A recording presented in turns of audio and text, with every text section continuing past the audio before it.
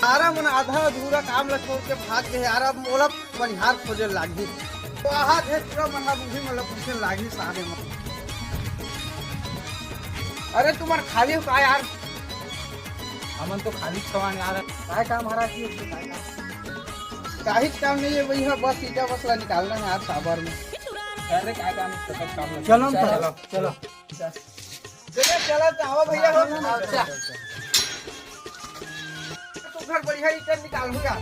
ऐसा तो चाची गाड़ी देख सकते हैं वो सारा मन पूरा नहीं ईटा फोड़ के देखना भैया पूरा ईटा मतलब। अरे भैया ईटा बोला मत फोड़ो रे।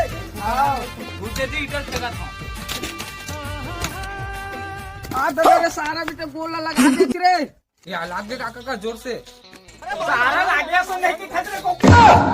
और देख के रहा काका।